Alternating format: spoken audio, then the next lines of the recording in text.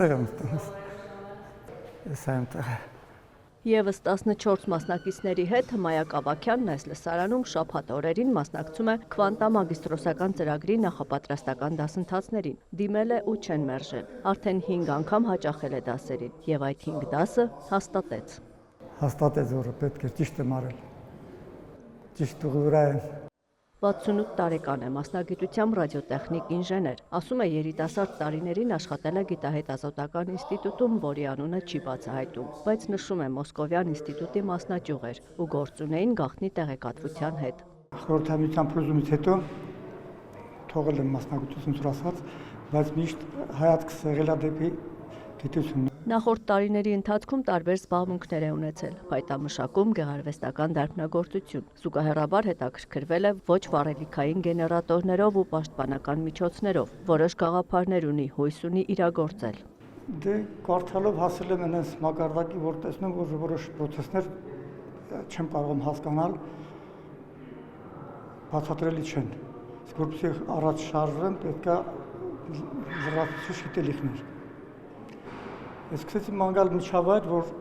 այդպես միջավայրի, որտեղ կարողանամ այդ ինֆորմացիան հայտարարել։ Ի վերջո հանդիպել է «Իմ քայլը» հիմնադրամի քվանտամագիստրոսական ծրագրի մասին հայտարարությունը։ Կապ է հաստատել ծրագրի գիտական ղեկավարի հետ։ Զանգահարեց, ասի որ տարիքս սենց է, մի քիչ մտածեցինք, ասեց խնդիր չկա, քո իրավունքն է, էլի։ Եկա, դու շատ ուրախ եմ որ եկա։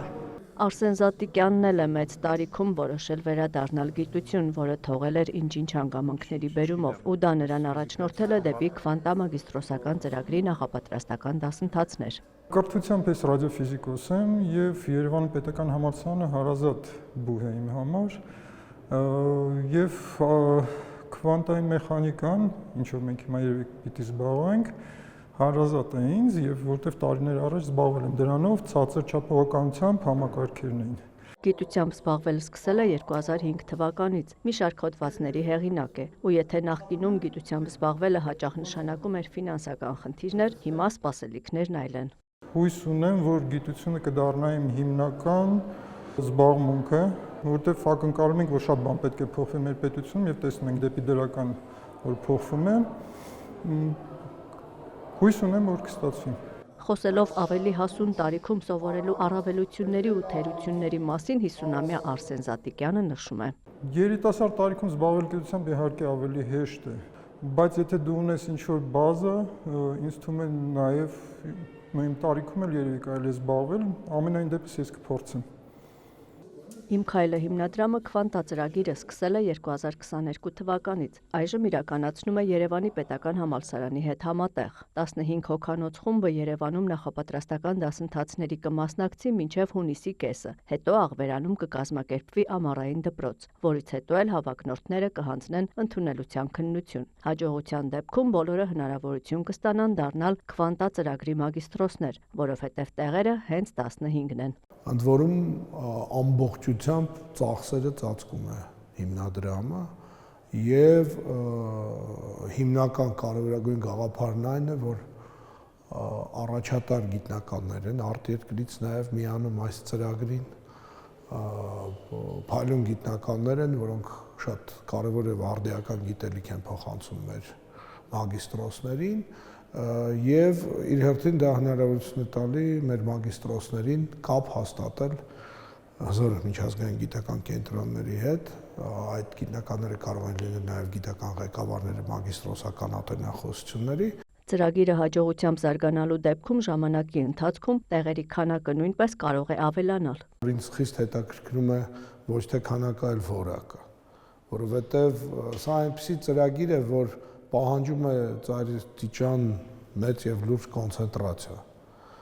մտավոր ներուժի եւ հետեւական աշխատանք։ Այդ իսկ պատճառով ես ամեն ինչի հիմքում դնում եմ այդ հստակ մոտիվացիոն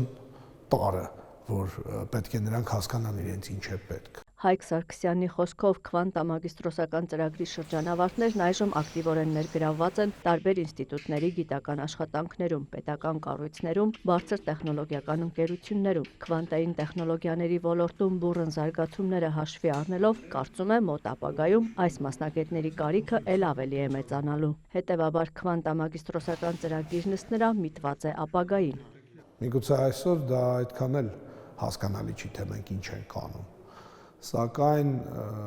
այժմ տեղի է ունենում հաջորդ տեխնոլոգիական հեղափոխությունը կար սկզբից ջերմային շարժիչներ, այնուհետև էլեկտրական շարժիչներ, էլեկտրոնիկայի դար մենք թևակողեցինք։ Հիմա քվանտային տեխնոլոգիաների դարն է սկսվում, որը էապես փոխում է մարդկության պատկերը, նշում է ծրագրի գիտական ղեկավարը եւ նկատում, պետք է պատրաստ լինել նոր իրականությանը։ Աննա Զախարյան, Սեյրան Անտոնյան, Լուրեր։